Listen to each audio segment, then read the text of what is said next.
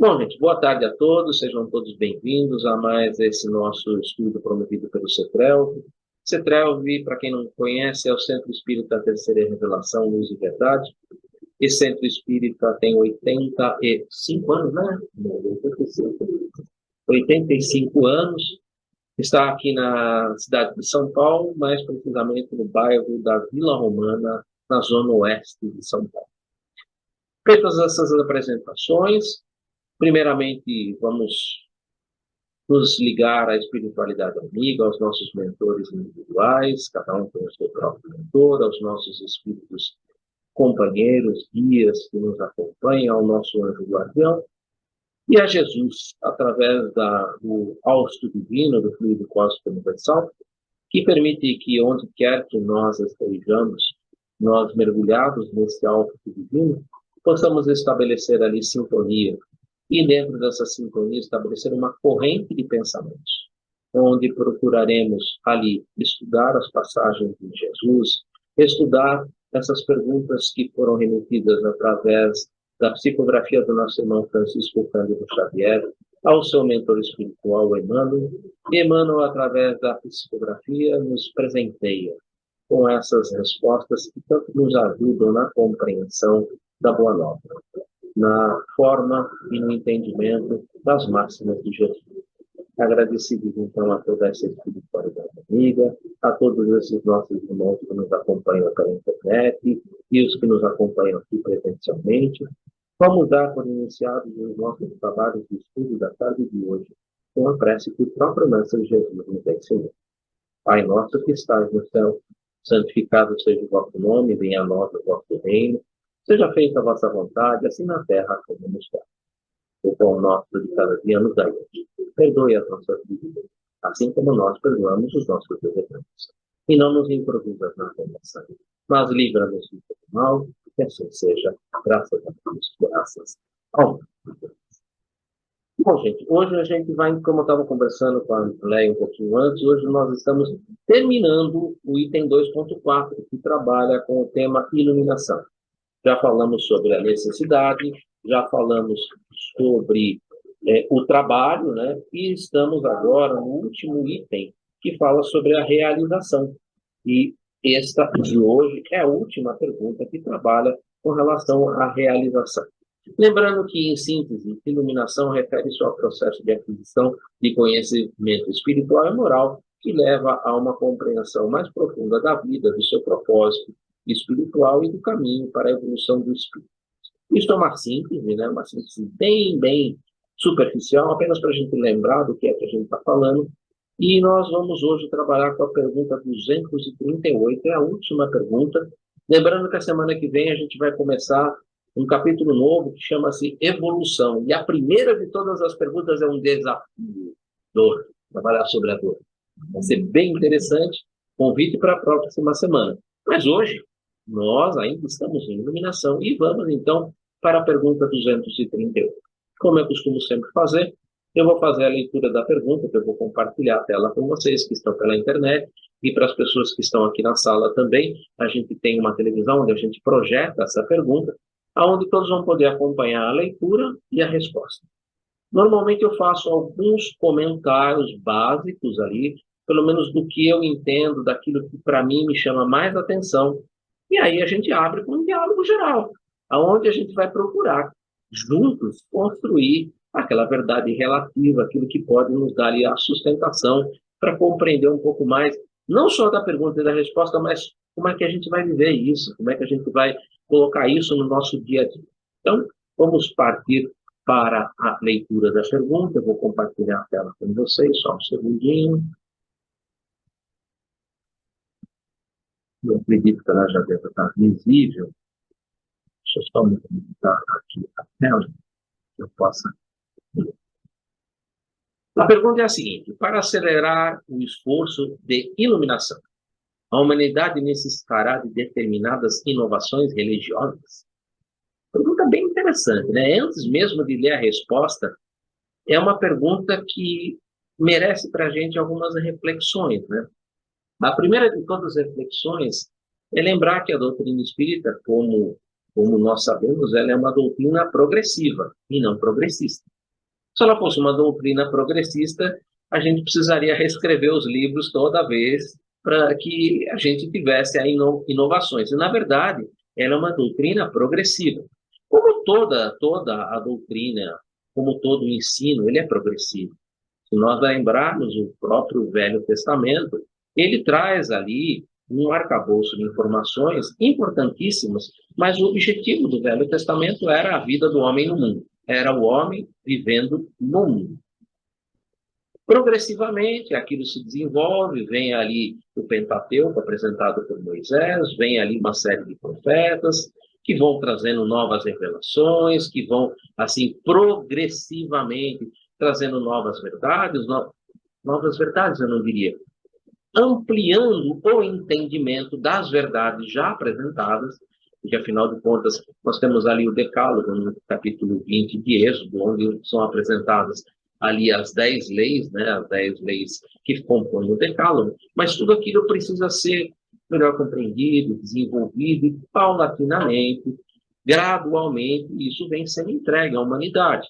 Vem ali os profetas, passa-se um tempo, os profetas não vêm, aí vêm, ficam na mão dos rabinos que trabalham sobre aquilo. Eram 613 mandamentos, resumidos depois a apenas 2: amarás ao Senhor teu Deus e amarás a Deus sobre todas as coisas e ao próximo como a ti mesmo, que nós ali conhecemos como o Shema, né? Ouve, ó Israel, o Senhor nosso Deus é um, amarás ao Senhor teu Deus de todo o coração, com toda a tua alma e com todos os teus meios, e amarás ao teu próximo como a ti mesmo. Aí está resumida toda a lei e os profetas. Se não me engano, no capítulo 10 do Evangelho segundo o Espiritismo, depois trabalhado também no capítulo 15 do Evangelho segundo o Espiritismo, fora da caridade e não a salvação.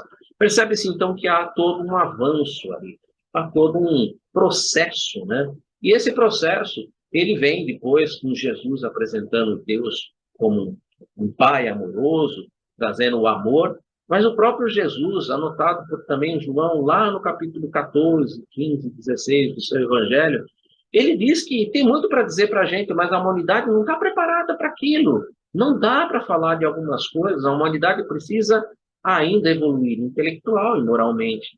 E quando isso acontecer, que haveria a presença do Paracleto, do Consolador. A doutrina espírita ela atende esses requisitos do Paracleto, do Consolador. Então, de determinada forma, a gente percebe que esse esforço de iluminação da humanidade ele terá algumas inovações religiosas. Olha, precisa tomar muito cuidado, porque existe aí todo um processo. E a gente não pode colocar as carroças na frente dos burros. Mas isso é um ponto de partida do que eu vejo na pergunta. Vamos dar uma olhada na resposta para ver o que a gente pode colocar além disso, né? Toda inovação é indispensável, mesmo que a lição do Senhor ainda não foi compreendida. A cristianização das almas humanas ainda não foi além da primeira etapa. Importante isso, né? Nos lembrando, né? Isso, esse livro, ele, na verdade, a edição dele é de 1943, apesar dele estar pronto em 1941, ele foi editado só em 1943, mas foi dentro de um período da civilização ali bastante atormentado. Nós estávamos no meio da Segunda Guerra Mundial. E a resposta em si, ela traz essa ideia, essa compreensão de que ainda não foi da primeira etapa, ainda a gente não conseguiu aprender nem sequer perdoar, que dirá ser indulgente, né? Que dirá ser indulgente. Então, há bastante coisa para se aprender, desenvolvimento ainda da primeira bem-aventurança de todas elas, né? Bem-aventurados os pobres pelo Espírito, porque deles é o reino do céu. A humildade ainda que é a base para tudo, gente. A humildade ainda está dando seus primeiros passos, né? Resignação. Puxa vida, Deus mostrando, Jesus encarnado aqui, mostrando de um pai amoroso, de um pai que ama profundamente os seus filhos, que faz tudo pelos seus filhos, né? Quem dentre vós, se seu filho lhe pede um pão, lhe dará uma pedra? Quem dentre vós, se seu filho lhe pede um peixe, lhe dará uma serpente? Se vós, homens maus, dai boas coisas aos seus filhos, virá Deus sendo todo poder e bondade. Então, mostrando assim o amor de Deus, e a gente ainda com um problema para ser uma pessoa resignada, com problemas com resignação. E aí o maior capítulo do Evangelho segundo o Espiritismo, capítulo 5, exatamente para trabalhar sobre isso. Então, tem muita coisa ainda para ser feita, tem muita coisa ainda para ser bem compreendida. E a alma está apenas nessas primeiras etapas. Temos muitas coisas ainda para realizar. Alguns séculos antes de Jesus, o plano espiritual, pela boca dos profetas e dos filósofos, exortava o homem do mundo ao conhecimento de si mesmo. Sócrates fala muito sobre isso, inclusive a abertura do Evangelho segundo o Espiritismo, antes de todo o trabalho do capítulo 1, ele trabalha já ali apresentando Sócrates, né? Então, existe aqui uma profunda conexão, né? Mostrando que esse conhece-se a si mesmo, ele vem já lá desde os filósofos, dos profetas, é algo que vem caminhando, vem se desenvolvendo, ou seja, é um processo contínuo de aprendizado. O Evangelho é a luz interior dessa edificação. Afinal de contas, o reino de Deus, ele não vai se vir com aparências exteriores. É um trabalho, depende da vontade e do esforço. Ora, somente agora a criatura terrestre prepara-se para o conhecimento próprio através da dor. Portanto, a evangelização da alma coletiva para a nova era de concórdia e de fraternidade somente poderá efetuar-se de modo geral no terceiro milênio. Olha, eu gosto desse parágrafo, porque muitas pessoas às vezes chegam e falam assim: nossa, o mundo de regeneração está aí. E eu falo para as pessoas: puxa vida, né? Agora que nós estamos aí há pouco mais de 150 anos da presença do Espiritismo, da presença do Evangelho redivivo, do próprio Evangelho sendo redivivo, sendo revivido pelas pessoas, sendo ali estudado e aprofundado, e tão poucos são os que estão nesse caminho, ainda não somos, a maioria, lembrando que não é o Espiritismo que vai salvar, porque é fora da caridade, não é salvação, não é fora do Espiritismo, mas o Espiritismo abre essa porta, abre esse autoconhecimento, abre essa oportunidade de nos conhecer, de saber de onde viemos, para onde vamos, qual o objetivo de estarmos aqui, qual o objetivo da dor, apesar dele já citar aqui, a dor nós vamos trabalhar um pouco mais adiante, mas aqui a gente percebe essa chamada de atenção para nós. Olha, tem-se muito ainda a realizar. Há mais de 167 guerras pelo mundo. Poucas são conhecidas, porque muitas nem sequer são divulgadas, mas há muitas guerras e conflitos através do mundo ainda fora. Nós temos ainda bastante a caminhar, temos muito a realizar, e a realização ela vai ser feita não pela palavra, como nós estamos aqui fazendo, isso também ajuda, isso também é bom, mas é pelo exemplo. É viver aquilo que você fala, é realmente dar o exemplo, é estar ali caminhando. Você pediu para caminhar uma milha, caminhe duas, mas mantenha-se na postura do exemplo. Se te pediu um manto, entregue a capa, mas mantenha-se dentro da concordância das leis divinas, trabalhando com a fraternidade, trabalhando com a concórdia, trabalhando com o amor, exemplificados pelo Cristo. É certo que o planeta já possui as suas expressões isoladas de legítimo evangelismo, raras, na verdade, mas consoladoras e luminosas. Essas expressões, porém, são obrigadas às mais altas realizações de renúncia em face da ignorância e da iniquidade do mundo. Esses apóstolos desconhecidos são aqueles sal da terra, e o seu esforço divino será respeitado pelas gerações vindouras como símbolos vivos da iluminação espiritual, como com Jesus Cristo, bem-aventurados de seu reino, no qual souberam preservar até o fim. Eu acho tão bonito essa última parte em que Emmanuel trabalha isso, né? Esses apóstolos desconhecidos. Porque o que a mão direita faz, a esquerda não precisa ficar sabendo.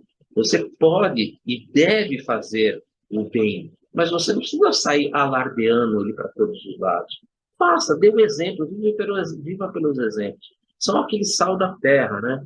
E Jesus chama muita atenção, porque se a gente olhar lá no capítulo que compõe o Sermão do Monte, que é o 5, 6 e 7 do Evangelho de Mateus, mais diretamente trabalhando sobre isso, você tem ali o capítulo 5 que trabalha com as bem-aventuranças. Você tem ali 7 bem-aventuranças e depois 2 outras de perseguição.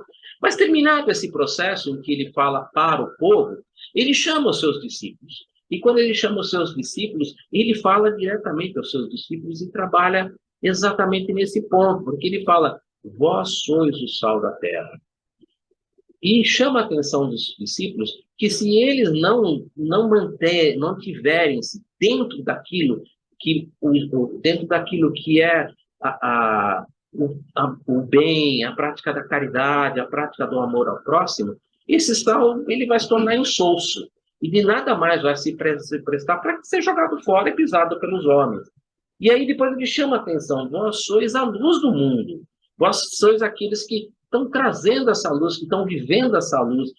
Não se acende uma candeia para enfiar debaixo da cama, ou debaixo do móvel, ou debaixo do alqueire, mas para se colocar no velador, para que ilumine a todos que estão na casa.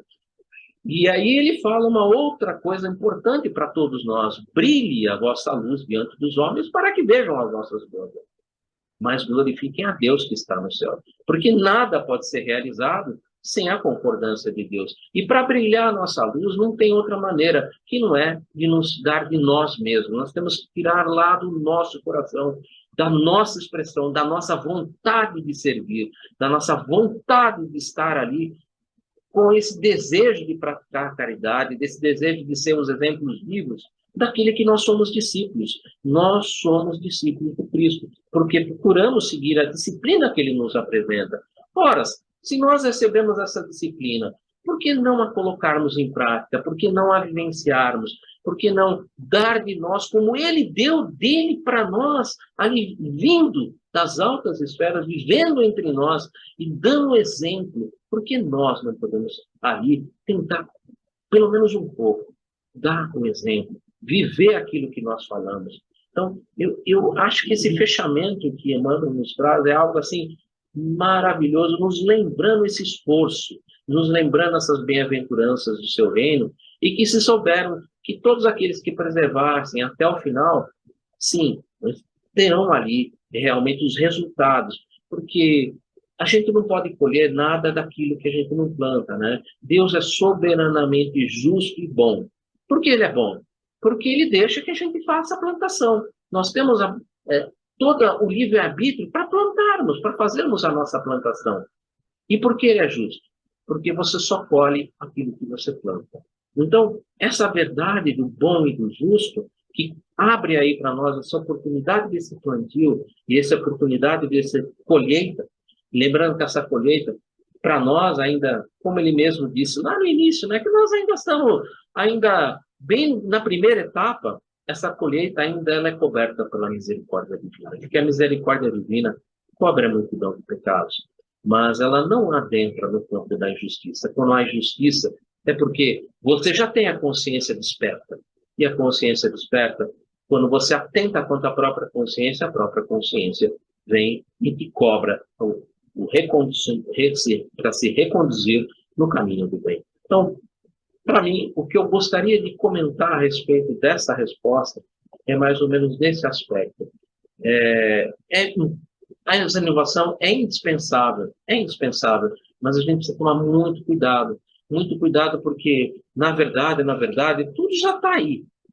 O que importa para nós é desenvolvermos intelectual e moralmente para que a gente a cada dia compreenda melhor essa verdade que, por enquanto, ela é relativa no mundo que nós nos encontramos, e ela vai a cada vez sendo melhor lapidada, melhor entendida, e à medida que a gente vai entendendo, mais a gente se aproxima daquele que é o nosso Pai Criador. E quem sabe um dia a gente possa estar como Jesus ali orbitando em torno de Deus, né?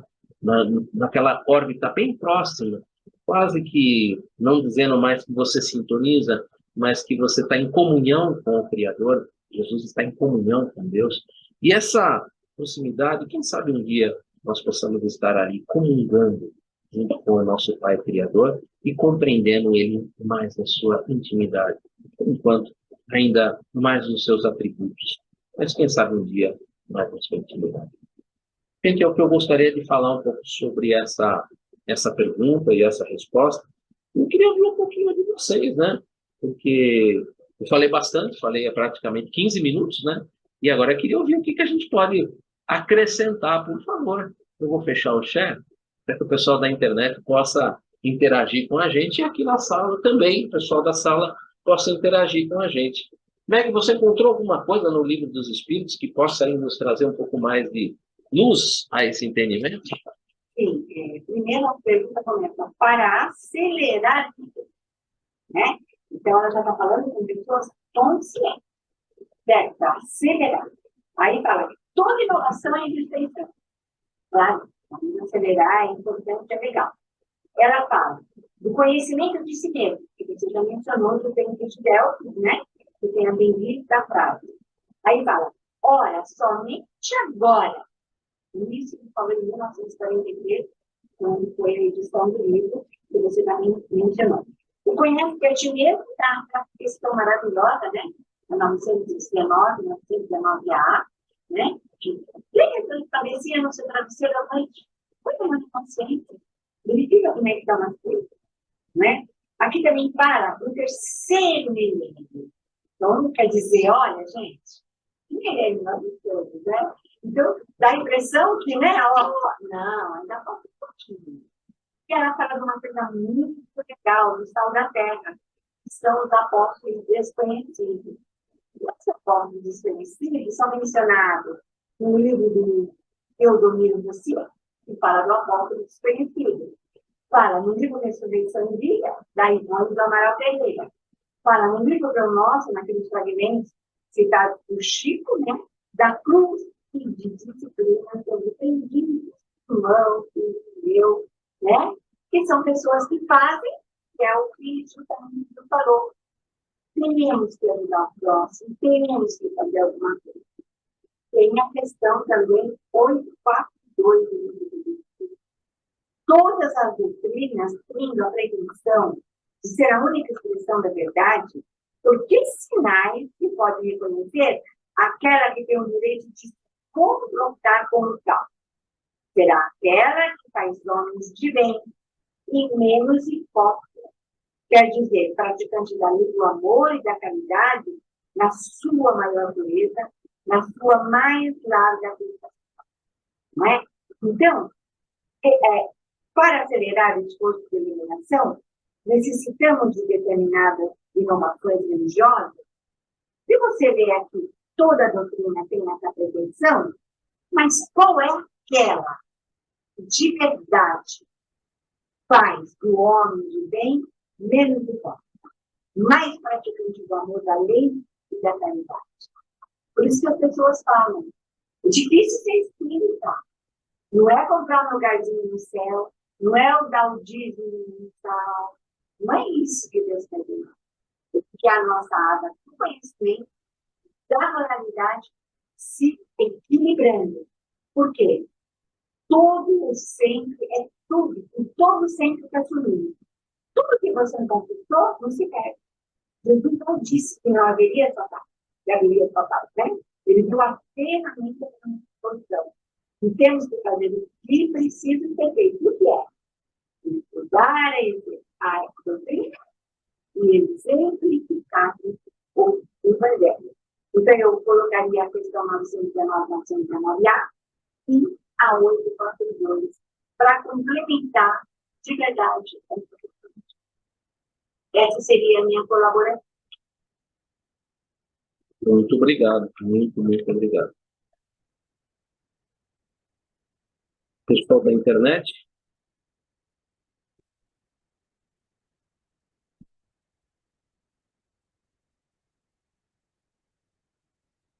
Não, gente, o que a gente poderia colocar um pouco mais aí, trazendo alguma coisa que possa abrir um pouco mais o nosso leque de pensamento?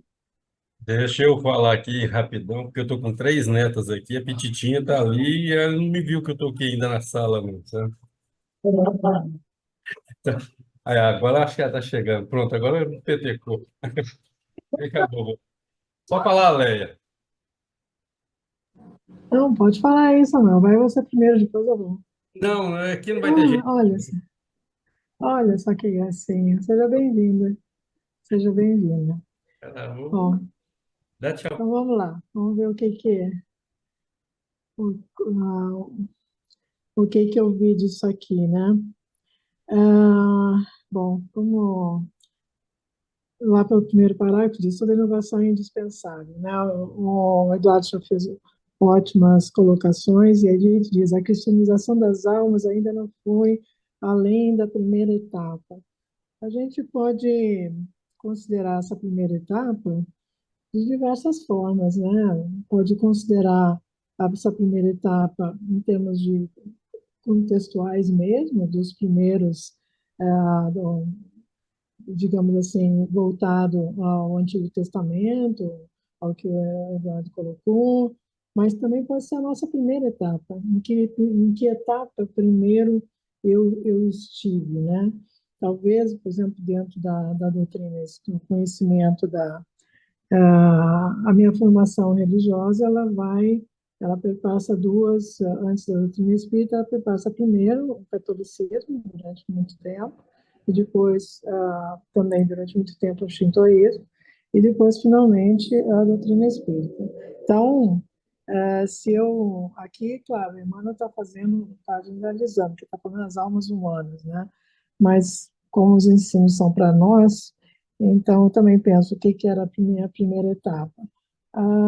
Se eu comecei dentro do catolicismo, eu posso dizer que realmente contribuiu muito, muito mesmo para a formação da minha, em primeiro lugar, em relação à minha personalidade, depois, posteriormente, em relação, e isso vai se somando à questão do espírito, né? Então, isso também, mas talvez muito mais o catolicismo. E a doutrina espírita, aqui no segundo parágrafo, quando ele fala, alguns séculos antes de Jesus, já se exortava o homem do mundo ao conhecimento de si mesmo, quer dizer, ou seja, esse conhecimento, principalmente quando a gente pega o caso ali, saindo um pouco do Antigo Testamento, quando a gente vai da questão, por exemplo, já depois da ressurreição de Cristo, quando os apóstolos começam o seu trabalho realmente de difusão do conhecimento que eles haviam adquirido na vivência com Jesus, esse conhecimento ali, no século IV, a gente tem em Santo Agostinho, ou então com todos os primeiros padres da igreja, grandes tentativas exatamente disso, de se conhecer, quer dizer, conhecer como? Através do ensino de Jesus, e não só a parte, quer dizer, juntar o conhecimento intelectual com o conhecimento moral, como também o Eduardo colocou, os valores morais, a solidificação com isso. E a gente tem grandes contribuições aí. E uma coisa que eu também, enfim, eu acho que a gente está. Esse é um caminho que, quando a gente lê lá no Evangelho segundo o Espiritismo sobre a lei do amor, tem ali, para mim, aquele item que fala da lei do amor, é uma das coisas fundamentais e importantes dentro do Evangelho segundo o Espiritismo. Ali mesmo diz que o caminho não é fácil, mas se consegue, porque é uma tentativa diária nossa, até hoje, e vai continuar sendo ainda, porque tem uma parte lá da lei do amor que fala que o amor vai não destruir a personalidade, mas ele está direcionado à essência, ao ser em si, né? Depois aqui voltando aqui ao Consolador, quando ele fala ali, ainda nesse segundo parágrafo, sobre a evangelização da alma coletiva, é a nossa responsabilidade dentro da família, dentro dos relacionamentos, porque a coletividade, o mundo esse do terceiro milênio, seja para agora, para daqui a 100, para daqui a 200 anos, não sei quanto, vai ser composto daquilo que esse embrião da família está sendo trabalhado em termos da próprio, quando se fala em amor ao próximo, o próximo está dentro da família, porque tem aqueles que a gente precisa, dentro das instruções da encarnatória, a gente sabe que a gente na família tem aqueles os nossos desafetos, nós somos desafetos também para membros que compõem a família, então, para mim, essa questão da evangelização da alma coletiva é isso, é solidificar cada vez mais esses ensinos para nós, dentro da família, e junto com a, digamos, com aqueles com quem a gente se relaciona, seja em termos de trabalho, o que quer que seja, aí a família maior.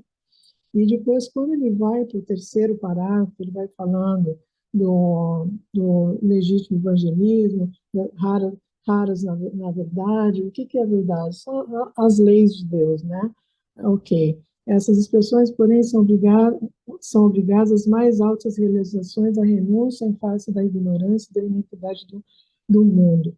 Nós, a gente também tem a nossa ignorância ainda hoje, porque a gente não trabalhou, somos todos nós, a gente ainda não trabalhou todos as nossas potências, os nossos talentos, para dizer, a gente está melhorando, mas ainda a gente ainda tem um caminho longo aí, né? E quando ele fala esses apóstolos desconhecidos, mesmo a gente trazendo desde lá quando a gente pega, por exemplo, no Novo Testamento, na parte lá de Pentecostes, logo depois do capítulo 2, que quantos começaram a aderir àquilo, também são, são apóstolos desconhecidos, e muitos, ao longo de todos esses 2.000 anos, 2024 anos que desde a vinda de Jesus aqui entre nós. E a questão do sal da terra, fora o conceito que traz dentro do próprio Evangelho, se a gente for parar, nós como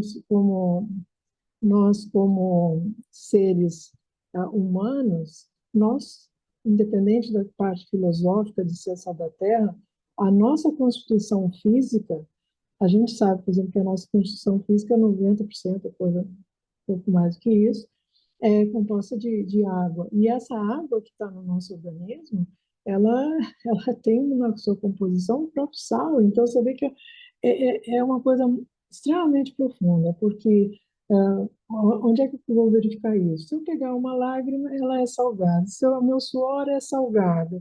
E assim, a gente tem esse exemplo do que fora a filosofia do que é o sal da terra. Quer dizer, somos nós, seres encarnados, agora, anteriormente, as que virão, né? E quando ele coloca ali no final que é a iluminação espiritual com Jesus Cristo, essa iluminação, ela é um trabalho constante, constante mesmo, e o grande trabalho para a gente viver o primeiro, o mandamento maior, é vivenciar, vivenciar verdadeiramente o amor ao próximo.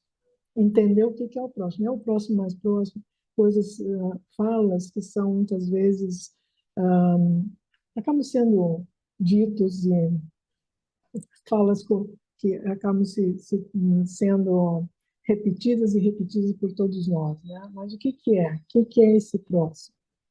Emmanuel tem uma lição lindíssima, está no livro Taça de Luz, o capítulo, se eu não me engano, chama-se, eu não me lembro do título, acho que é o capítulo 12. É Diante do Próximo, o nome da mensagem. É muitíssimo profunda. Eu recomendo a leitura, porque ali tem um entendimento muito claro do que é o próximo. Bom, gente, falei demais.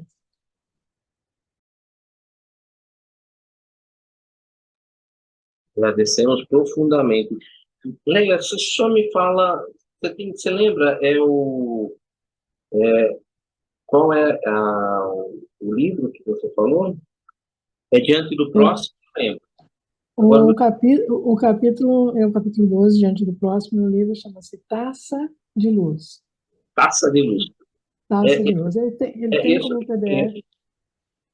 Ele é um livro excelente, e esse capítulo em especial, Emmanuel faz esse livro é de espíritos diversos, né? Mas esse comentário de Emmanuel, ele mostra bem, já em outros também, ele mostra o que é a questão do próximo, mas eu acho que a gente precisa entender bem o que é, porque a própria, a gente, eu procuro me controlar, quer dizer, ver exatamente quando eu falo em termos de caridade, se o que eu estou fazendo é o que que é para mim, que existe a caridade do entendimento, a caridade da coragem, tem tanta coisa que, enfim, por isso que a gente está no início, mas tem chance. Muito obrigado. Realmente eu vou depois dar uma olhada. Muito obrigado. Rosana, você tem condições hoje de trazer alguma coisa para nós também? Estamos aqui refletindo. Planeta em segundo estágio evolutivo, como o nosso, né? No trampolim para o terceiro estágio, as, as revelações vão sendo postas conforme a nossa condição evolutiva, né? E a gente comentou aqui, ouvindo vocês, que a veia condutora é o amor, porque é a lei base, né? E o Espírito de Verdade vem no Evangelho segundo o Espiritismo justamente relembrar o que o Cristo resumiu de Moisés. O Cristo resumiu tudo que Moisés falou em 2 mandamentos, que é amar, os dois, amar a Deus e amar ao próximo. E depois, mas a gente tem que amar a nós mesmos, então tem uma longa caminhada aí, porque já é difícil a gente se amar, quanto mais, na nossa perspectiva evolutiva, amar o próximo. E ele relembra, né, e acrescenta agora o instruí-vos. Então, nós fizemos uma caminhada boa já. A verdade vai sendo descortinada por nós, tirando os véus, a cada passo evolutivo a gente vai vendo o divino de forma diferente. E eu estava aqui, enquanto lia a resposta de Emmanuel, lembrando de um filme que me marcou muito, ele é de 1985. Vocês vão falar assim, nossa, o filme não tem nada a ver, ficção científica. O nome do filme é Inimigo Meu, um clássico, né, daquela época, dos anos 80. E o filme ele conta a história de 2 personagens. Um personagem da Terra, um terráqueo, e um de outro planeta. E os dois vão para outro planeta como se fosse uma prisão, alguma coisa eles fizeram, mas esse aqui não é o contexto que a gente está querendo resgatar o roteiro desse filme. Mas os dois vão convivendo e o o planeta é inóspito, ele é totalmente selvagem ainda e eles vão ali, mesmo sendo inimigo um do outro, se aproximando. E, o da Terra, eu achei interessante esse ponto. Tem um momento que ele observa o outro, de outro planeta, na sua condição religiosa. E a unção dele nessa perspectiva do sagrado, né? E aquilo mexeu muito com ele. E um ponto alto do filme, eu vou dar spoiler porque ele é muito antigo mesmo. O ponto alto do filme é que esse ser do outro planeta, a reprodução deles é assexuada. Então ele mesmo faz a reprodução, só que na hora que acontece isso, ele acaba vindo à morte do corpo físico. E o filho vai ser a perpetuação da espécie. E o que chama a atenção é justamente isso. Ele se compromete com esse ser, de cuidar do filho dele, que é de um outro, né, patamar de vida, mas ainda vinculado a essas questões de guerra, de inimigos. Mas ali nasce uma relação muito interessante, porque ele, além de pedir para cuidar do filho dele, que era a perpetuação da espécie, da raça dele, do planeta dele, ele pediu que o levasse ao culto religioso, que é a base do sagrado deles, né? Então, o filme, ele fecha a cortina justamente com ele presenciando esse momento que é, assim, algo fantástico. A energia que é gerada e o menino, né, que é o o fruto dessa relação de inimigos que passam a ser amigos é maravilhosa, né? Então, isso ficou registrado. Eu tinha o quê? 1985, 14 anos. E o roteiro está vivo na minha mente até hoje, eu não esqueço. Como que o desfecho de inimigo passou a ser amigo pelo viés religioso de observação, mas muito mais de desenvolvimento ou afloramento de sentimentos e de respeito ao outro. E isso nos tocou muito. A gente vai se tornar espírita só aos 23 anos, então isso aí já tem uma longa caminhada depois, mas isso aí foi me envolvendo, eu falei assim, nossa. E aí isso casa também com uma fala de Teresa de Calcutá, quando ela recebeu o Prêmio Nobel da Paz em 79, ela falou algo marcante: você quer promover a paz? Vá para casa, ame a sua família. Então, a inovação religiosa, que é o norte aí da pergunta, tem a ver com o que nós vamos fazer com o religioso dentro de nós e colocá-lo para fora. Em todas as épocas, nós vamos tendo praticamente a mesma revelação: ame, ame, ame. E, e as mensagens depois do Espiritismo também, os espíritos, em todas as mediúnicas, quando vem alguém falar, ame o tempo todo. Então, a renovação agora não é mais vir de fora, a gente já tem a informação, a gente já tem o conhecimento. O negócio é que está ruminando ainda dentro de nós, né? Enquanto nós não resolvermos a situação em nós, do religare, do contato com o sagrado, do grande retorno da luz para a grande luz, vamos dizer assim, a gente ainda não vai conseguir iluminar as sombras da nossa própria ignorância nesse processo de entender que o Deus não está aqui, nem ali, nem acolá, ele está em tudo, mas também está em nós. E isso não é panteísmo, é a forma como se percebe, né? Então, se eu não ver Deus no meu próximo, e eu não me enxergar também nele, tem fragmento de verdade ainda a ser trabalhado dentro de mim. Então, é óbvio que eu ainda vou ser egoísta com as coisas e vou ser orgulhoso com as coisas, vou brigar com o outro, porque isso ainda não está resolvido dentro de mim. Então, a construção da transição aí, da regeneração, é um caminho longo. Vamos ter inovações religiosas? Vamos, mas é a adaptação do próprio ser humano à informação que ele já tem, mas que ele ainda não ruminou e ainda não decodificou e ainda não vivencia. Ele só tem a informação. Então, desde Moisés, amarás o teu Deus sobre todas as coisas. Aí Jesus vem, amarás o teu Deus.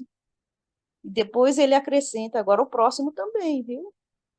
E, e também a você, não pode esquecer do contexto de você, do alto amor. Então, nós ainda estamos, nesses últimos milênios, ruminando isso tudo. Enquanto a gente não conseguir ver inovação religiosa em todos os membros da nossa família, todos, pode ser que cada um seja de uma vertente religiosa, mas todos se amarem, enquanto isso não acontecer, nós ainda não conseguiríamos alcançar a inovação religiosa tão necessária, que todos os caminhos convergem para Deus, mas a gente não pode impor o nosso caminho para o outro, e nem vice-versa. E isso é o grande desafio humano, de conviver, de aproximar, de compartilhar, e de mesmo diante das diferenças, como esse filme revela, os personagens se entenderem, se respeitarem ao ponto de criar o filho do outro. É isso, gente. Ó, Léo, é igual você, eu falei demais. De maneira alguma. O que a Rosana comentou me lembrou muito que em duas obras do nosso irmão André Luiz e dois orientadores de André Luiz falam para ele, principalmente se a gente lembrar lá do Obreiros da Vida Eterna, do Asclepios, se a gente lembrar do último livro que a gente juntos também estudamos, que eram os domínios da mediunidade, o Almos, ele nos fala sobre os ensinos do Cristo. E ele pontua, eu acho muito legal, ele pontua que aqueles ensinos, os ensinos que o Cristo viveu, que é o seu Evangelho, não são um código moral de conduta que é válido aqui pelo planeta Terra. Não é algo universal. Tanto que eles colocam que esse código moral de conduta é chamado de religião cósmica, do amor e da sabedoria. Quando a Rosana tocou nesse assunto do amor, por exemplo, do Cristo, e da sabedoria, nós temos lá naquela mensagem do capítulo 6, lá do Evangelho segundo o Espiritismo, o Cristo Consolador, venham como outrora, as guerras garradas, e vai todo. E ali lá embaixo ele coloca, espíritas, amai-vos, eis o primeiro princípio, instruí-vos, eis o segundo. Todas as mazelas, as coisas foram aí de origem humana. E aí chamando a atenção para a gente exatamente, recordando, né? E me chamou muita atenção a isso, porque os dois orientadores, eles trabalham nesse sentido. Olha, isso aqui é religião cósmica, do amor e da sabedoria. Isso não é algo que Jesus veio viver aqui, que vale para esse planetinha, que é um grão de areia, né, no universo. Não, isso aqui é algo que te habilita a viver em qualquer lugar da criação, é cósmico. Isso aqui é amor cósmico, somos todos irmãos, não importa o lugar do universo que você está.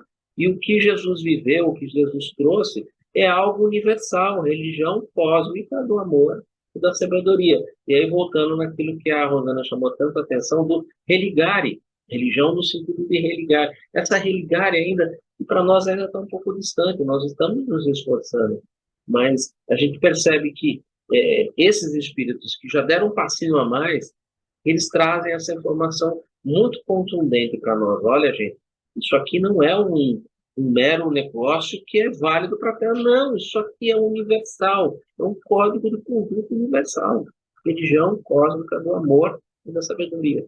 Então, isso, para a Rosana foi falando, eu falei, nossa, lembra bem, né? E Asclepios, ele fala um pouco sobre isso, principalmente porque tudo que perguntam para ele, ele trazia embaixo do braço ali o Evangelho. E ele abre o Evangelho e fala, oh, gente, tudo que vocês precisam está no Evangelho. O problema é que vocês precisam se desenvolver intelectual e moralmente para compreender melhor e para ir dando sustentação para isso. Então, obrigado, Rosana. Obrigado, Leia. As duas me fizeram recordar esses momentos assim interessantíssimos que a gente anota ali quando a gente está estudando as obras de André Luiz, que, lógico, são obras suplementares, mas elas estão totalmente fundamentadas dentro daquilo que Jesus apresenta. Tanto que o próprio Aulus, né, muitas vezes, lá nos Mínimos da Mediunidade, fala, olha, eu vou procurar utilizar todo o arcabouço de informações e de palavras que vocês já conhecem. Eu não vou criar palavras novas, eu não vou fazer nenhum neologismo, eu vou usar o que vocês já conhecem, porque isso vocês já têm bastante coisa. Vocês só precisam abrir um pouco mais a maturidade, o entendimento disso aí. E olha, obrigada. Ambas foram assim fantásticas. Eu adorei a passagem de ano. Muito obrigado. Samuel, consegue colocar aquilo? Tem condições aí? Deu um tempinho? Está com o microfone fechado. A Petitinha está aqui do lado, aqui, mas vamos ver. É rapidão. Ela não me dá sossego, não. Eu só gostaria de dizer, no primeiro parágrafo, toda inovação é imprescindível, né? Aí fala assim, ó, mesmo porque a lição do Senhor ainda não foi compreendida. Ou seja, nós estamos há 2000 anos, ainda não compreendemos, né, os ensinamentos tudo. E o segundo parágrafo, ele coloca lá que o Evangelho, né, sobre o Evangelho, que Ora, somente agora a criatura terrestre prepara-se. Somente agora nós estamos preparando, né, para o conhecimento através da dor. Dor vai ser o próximo capítulo, nós vamos estudar, né? Próximo item, agora 2.5.1. Então, quer dizer, olha, já está dando uma dica que nós vamos trabalhar para frente, né? E ele coloca aqui no terceiro parágrafo, eu achei interessante, né? Expressões também são obrigadas às mais das altas realizações de renúncias em favor em face da ignorância e integridade do mundo. Ou seja, nós temos que trabalhar. Aí foi muito bem esclarecido por você, Aleia e Rosana. Vocês me perdoem hoje que eu não tive assim muito a fazer, não, porque eu estou com essa petitinha aqui. E a irmã dela mais velha amanhã está deslocando para Divinópolis para ir fazer faculdade. Então, entre uma e outra, eu estou com as três aqui hoje comigo. Um beijo para vocês. Não tem coisa mais gostosa no mundo do que ser boa. Ainda você. Ainda você. Ainda você. É muito bom. É a geração continuando. É muito bom. E a gente tem mais tempo, né? Eu vou ter um pouco mais de tempo. Você pode curtir um pouco mais aquela proximidade, o colo. Isso é, olha, é impagável, tá, Samuel? Eu ainda quero ter esse prazer. Eu ainda vou ter esse prazer. Muito obrigado. Gilberto, Sati, pessoal aqui da sala, que quer colocar mais alguma coisa? Temos aí 4 minutos aí para a gente encerrar. Alguém gostaria de colocar mais alguma coisa?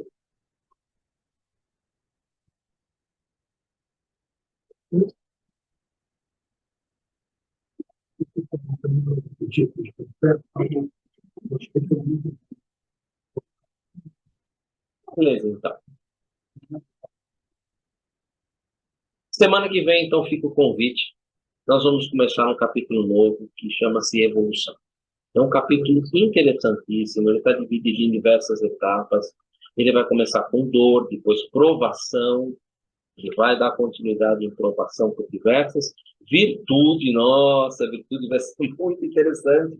E ele termina com virtude, depois entrando no terceiro item desse livro, que aí é um outro item bem interessante, que a gente vai chegar lá, que é religião.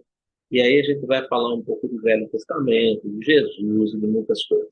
Mas na semana que vem, o convite é falar um pouco sobre a dor.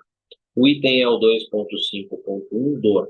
E eu vou só ler a pergunta para a gente já começar a abrir um pouco nosso pensamento. Entre a dor física e a dor moral, qual das duas faz vibrar mais profundamente o espírito humano? Puxa vida, que interessante, né? Qual será que faz vibrar mais profundamente o espírito humano? Para a gente, a semana que vem, a gente já vai pensando um pouco, porque já de cara ele já abre para nós, falando assim, tem diferença entre dor física e dor moral. A própria pergunta já coloca isso, né? Entre dor física e dor moral, qual das duas faz vibrar mais profundamente o espírito humano? Ou seja, de cara ele já abre para nós falando assim, tem dois tipos de dor, né? Vamos entender uma e entender a outra, para que a gente possa avaliar e ver como é que isso daí vai funcionar, como é que isso daí realmente vai trabalhar e vai fazer vibrar mais o nosso espírito humano. Esse é o convite para a semana que vem.